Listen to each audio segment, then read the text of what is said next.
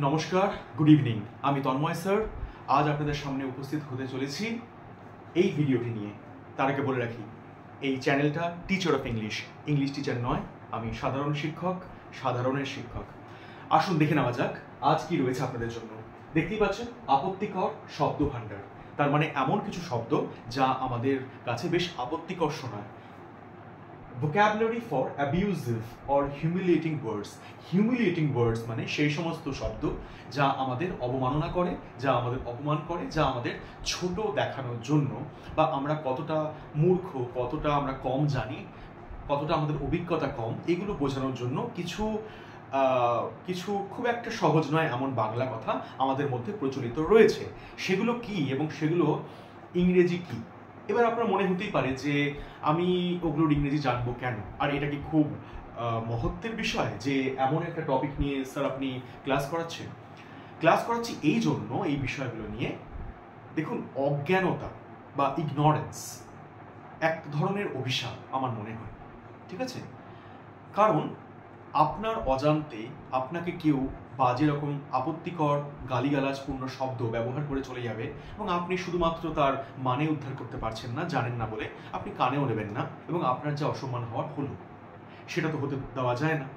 তার জন্য আমাদের জানতে হবে। প্রথমেই বলে রাখি, এটা এক ধরনের ডিসক্লেইমার। এই শব্দগুলো আপনি ইংরেজিতে অন্য কারোর প্রতি ব্যবহার করবেন কিনা আপনার ব্যক্তিগত বিষয়। খুব প্রয়োজন না পড়লে না করাই ভালো, কিন্তু যাতে করে আপনার উপরে যদি কেউ অ্যাপ্লাই করে, কেউ প্রয়োগ করতে চেষ্টা করে, আপনি যেন নিজের সম্মান রক্ষা করতে পারেন, নিজের মর্যাদা রক্ষা করতে পারেন, সেই দায়িত্ব নিয়েই আজ আমি আপনাদের জানাতে চলেছি। এই যে কথাটি রয়েছে গণ্ডমূর্খ, গণ্ডমূর্খকে আমি ইংলিশে বলবো ওফ। সো কাউকে যদি বলতে হয় গণ্ডমূর্খ, তুই একটা গণ্ডমূর্খ, ইউ ওফ, লাইক দিস। তারপরের শব্দটি রয়েছে আহম্মক। এই শব্দটা বিশেষ শুনতে পাওয়া যায়, ও তো একটা আহম্মক, ওর কথা বাদ দে। শব্দটা ইংরেজিতে একটু শক্ত ঠেকতে পারে আপনাদের কাছে, কিন্তু কোনো শব্দ শক্ত বা কোনো শব্দ সহজ বা নরম তার উপরে তো কিছু নির্ভর করে না। ইংরেজি কিছু যায় আসে না, আপনার যায় আসতে পারে। তাই যেটা যেমন তাকে তো তাই বলতে হবে। নিনকম্পুপ, তুই একটা আহম্মক, ইউ আর আ নিনকম্পুপ, ঠিক আছে? পরের শব্দ নির্লজ্জ। নির্লজ্জ অনেকেরই মনে হতে পারে শেমলেস। যাই হোক, শেমলেস মানে কিন্তু লজ্জাহীন, নির্লজ্জ নয়। নির্লজ্জ মানে যেটা, যাকে বলছি বেয়ার ফেসড, BAREFACED। কিভাবে এই শব্দগুলো গঠন হলো, কেন বেয়ার, কেন ফেসড, তাহলে আমাকে যদি ব্যাখ্যা করতে হয় তাহলে আপনাদের ক্ষেত্রে সুবিধা হতে পারতো, কিন্তু তাতে করে অনেকটা বড় হয়ে যাবে ভিডিওটা। আমি খুব কম সময় নেব, আপনাদের বেশিরভাগ সময় বুঝিয়ে দেব। বেয়ারফেসড, নির্লজ্জ।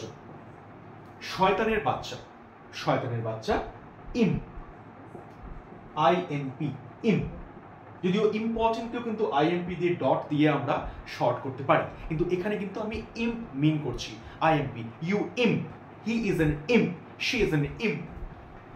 এবার শয়তানের বাচ্চা যখন জেনে নিলাম, তাহলে শয়তান তার আগেও জেনে নেওয়া দরকার ছিল। শয়তানকে আমরা বলবো ডেমন, DEMON। এবার ডেমন মানে অনেকের জানা থাকতেই পারে যে এটা দৈত্য বা ব্রহ্মদৈত্য বা অসুর ধরনের কিছু। যাই হোক, আমরা শয়তানকে ডেমন বলে ইউজ করতেই পারি। যাই হোক, ব্রিটিশ আমলে কিন্তু গান্ধীজিও বলেছিলেন ব্রিটিশ গভর্নমেন্টকে শয়তান বলে, তখন নাম দিয়েছিলেন দিস স্যাটানিক গভর্নমেন্ট। তাই শয়তানকে আমরা যদি SATAN, শয়তান না বলে স্যাটান বলতে পারি বা সেইটান, ঠিক আছে? যাই হোক, এবার শয়তানের বাচ্চা শয়তান হলো নাও বদমাশ। বদমাশকে আমরা এই ওয়ার্ডটা ইউজ করতে পারি, rascal, RASCL, rascal. He is a rascal, she is a rascal. এবার রাস্কেলের অন্য মানেও থাকতে পারে, আমরা বদমাশ অর্থে ব্যবহার করতে পারি। নাও বেআক্কেল, বেআক্কেল মানে যার বুদ্ধিশুদ্ধি খুব কম, উটপাটাং কথা বলে বসে, মন্তব্য করে বসে, সেই বেআক্কেলকে আমরা এখানে বলছি, আমরা ইম্প্রুডেন্ট বলতে পারি না, আমরা এখানে বলবো ইনকশন, INCAUTION, ইনকশন। বেআক্কেল মানে ইনকশন। নির্বোধ, নির্বোধ মানে যার বুদ্ধিশুদ্ধি খুবই কম বা নিরেট, গবেট, মাথা মোটা। তাই নির্বোধের আমরা সহজ ইংরেজিতে বলতে পারি উইটলেস, WITLESS, উইটলেস, নির্বোধ। এবার যখন আমি নির্বোধের পাশাপাশি মাথা মোটা বলেই ফেললাম, তাহলে মাথা মোটার ইংরেজিটাও জেনে নিই। মাথা মোটাকে এক কথায় আমরা বলি মোটা অর্থে থিক, মোটা বা পুরু অর্থে থিক, আর মাথা অর্থে হেড। তাহলে thick headed person, he is A thick head, বা সে একজন মাথা মোটা লোক, তখন থিক হেডেড পার্সন বলা যেতে পারে। এবার চট করে দেখে নেওয়া যাক এই দিকটা। বোকা লোক, বোকা লোক মানে অনেকের মনে হতে পারে ইডিয়েট, অনেকের মনে হতে পারে স্টুপিড। তো ইডিয়েট বা স্টুপিড বলা যায় কিনা, বা যায়, হয়তো যায় বা যায় না, আমি সেই যুক্তির দিকে যাচ্ছি না এখন। আমি যেটা জানাতে চাইছি, বুবি, ইউ বুবি,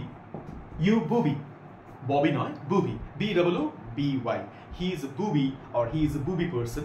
যেমন ইডিয়েট বা স্টুপিড বললে তো আপনি সহজেই ধরতে পারবেন, কিন্তু যেটা জানা নেই সেটাই বরং জানা দরকার, তাই জানালাম। বোকা লোক। গর্ধব আর কিছুই না, শুনতে খুব ভারী ভারাক্রম শব্দ মনে হচ্ছে, কিন্তু গর্ধবের ইংলিশটা হচ্ছে অ্যাস। গাধাকেই সহজ ভাষায় বলা হয় গর্ধব। পরে চলে আসি বুদ্ধু, বা বুদ্ধু মানে আবার মনে হতে পারে ইডিয়েট, স্টুপিড, বা ইডিয়েট বা স্টুপিডের একটা সফট ভার্সন, কিন্তু বুদ্ধুর একটা অর্থ রয়েছে ইংলিশে, তাকে বলা হচ্ছে মাট। ইউ মাট, তো একটা বুদ্ধু। কি বুদ্ধু? মাট, ইউ মাট, লাইক দিস। বিশ্রী। এবার বিশ্রী আপনার মনে হতে পারে যে এটা কোনো আপত্তিকর শব্দ নয়, গালিগালাজ নয়। কাউকে দেখতে যদি বলা হয় সে বিশ্রী দেখতে, একটা বিশ্রী প্রস্তাব বা একটা বিশ্রী আলোচনা, সেটাও কিন্তু খুব একটা গ্রহণযোগ্য নয়। তো বিশ্রীকে আমরা এখানে বলতে পারি NASTY। এবার এটার উচ্চারণ অনেকের কাছে জানা আছে ন্যাস্টি, আমি একটু শুধরে দিয়ে বলি, এটা ন্যাস্টি নয়, এটা nasty. That was a nasty discussion, that was a nasty proposal that he gave to me. ঠিক আছে? পাপিষ্ঠ, যে পাপ করেছে, যার এখানে কোনো ঠাঁই হবে না, এই অর্থে তুই একটা পাপিষ্ঠ, তোর নরকে স্থান হবে, লাইক দিস। তো পাপিষ্ঠ, প্রথমে জেনে নেব পাপ অর্থে কি। পাপকে বলছে সিন, SIN। তো পাপ যদি সিন হয়, তাহলে যে পাপ করছে পাপিষ্ঠ, সে হবে সিনার, SINNER। নেক্সট চলে আসি হতচ্ছাড়া। এবার হতচ্ছাড়া বলতে গেলে সেই ব্যক্তি যার মধ্যে কোনো গ্রেস নেই, বা যার মধ্যে কোনো আকর্ষণ নেই, বা যার মধ্যে কোনো বুদ্ধির ছাপ নেই আলাদা করে, তাই সেই লোককে বলা হচ্ছে গ্রেসলেস। তাই কেউ যদি বলে ও একটা হতচ্ছাড়া, he is or she is or they are graceless people, graceless person. লম্পট, যখনই কারোর চরিত্র নিয়ে সমস্যা হয়, বা আমরা তার চারিত্রিক গুণাবলীকে খুব একটা গ্রহণ করতে পারি না, তখন তাকে আমরা চরিত্রহীন, লম্পট, হ্যাঁ, আর এর সাথে স্ত্রী লোকের সাথে অসম্মান, এই কথাটাও জড়িয়ে আছে। লম্পটকে কি বলা হয়? লম্পটকে ইংরেজিতে আমরা বলতে পারি ল্যাসিভিয়াস। ল্যাসিভিয়াস, আমি জানি না কতটা পরিষ্কার আপনারা দেখতে বা বুঝতে পারছেন, আর আমার হাতের লেখাও খুব একটা ভালো নয়, একটু ম্যানেজ করে নেবেন প্লিজ। ল্যাসিভিয়াস, LASCIVIOUS, ল্যাসিভিয়াস, ঠিক আছে? ল্যাসিভিয়াস। পরে চলে আসি কুলাঙ্গার। কুলাঙ্গার কথাটা সাধারণত মা বাবারা বা গুরুজনেরা অনুজদের সম্পর্কে, মানে অগ্রজরা অনুজদের সম্পর্কে বলে থাকে, ও একটা কুলাঙ্গার, ওর দ্বারা কিচ্ছু হবে না, লাইক এরকম কিছু একটা। সেই কুলাঙ্গারের ইংলিশটা হচ্ছে ব্ল্যাক শিপ। ব্ল্যাক শিপ ইংরেজি একটা চমৎকার ভাষা। এখানে কিন্তু সবসময় মানে বাংলা থেকে ইংরেজি বা ইংরেজি থেকে বাংলা কিন্তু ওইভাবে ট্রান্সলেশন বা অনুবাদ কিন্তু সেভাবে হয় না। তাই ব্ল্যাক মানে কালো, শিপ মানে মেষ বা ভেড়া, তাই কালো ভেড়া না, ওইভাবে দেখা যাবে না। কুলাঙ্গারের মানেই হচ্ছে ব্ল্যাক শিপ। ঠিক আছে, এই দিকটা হয়ে গেল। আচ্ছা, হয়নি। ফালতু জিনিস, ওটা একটা বাজে জিনিস, ফালতু জিনিস, ওটাকে নিয়ে ভাবার দরকারই নেই। তো যে জিনিস ফালতু মানে ওয়ার্থলেস, মিনিংলেস, ইনসিগনিফিকেন্ট, তো সেই ধরনের ওয়ার্ডকে আমরা এক কথায় বলে থাকি শিট। শিট কথাটা মল বা বিষ্ঠা অর্থে ব্যবহার করা হয়ে থাকে, কিন্তু যে জিনিস খুবই বাজে, একেবারেই পাতে দেওয়ার যোগ্য না, তাকে আমরা বলতে পারি ও শিট। এই যে আপনারা বলতে শুনবেন ও মাই গড, ও শিট, এই যে শিট কথাটা এইসব ক্ষেত্রে ব্যবহার হয়। গন্ডারের চামড়া, আমরা একটু আগে মাথা মোটা জেনেছিলাম, এবার গন্ডারের চামড়া। গন্ডারের চামড়া আর কিছুই না, গন্ডারের চামড়া বেসিক্যালি খুব মোটা হয়। আর এখানে গন্ডারের চামড়া বলতে সেই ব্যক্তি যার একটু লজ্জা ঘৃণা ভয় একটু কম, যার মধ্যে একটু নির্লজ্জতার পরিমাণ বেশি, হাজারো কোনো অপমান করে তার গায়ে লাগে না, সব সয়ে যায়, তাকে বলা হয় গন্ডারের চামড়া। তাই এটা আমরা বলবো থিক স্কিন। একই রকম ভাবে যেভাবে থিক হেড করেছিলাম আমরা, সো থিক হেড বা থিক স্কিন, গন্ডারের চামড়া। কিন্তু কোনো ব্যক্তির ক্ষেত্রে প্রয়োগ করলে ওর তো গন্ডারের চামড়া বা সেই গন্ডারের চামড়া মানুষ। So he is a or she is a thick skinned বা দে আর থিক স্কিনড পিপল। ঠিক আছে, SKINNED, স্কিন, চামড়া। বেশ, এবার কুলাঙ্গার আমরা জেনে ফেললাম। রইল পড়ে ঠগবাজ।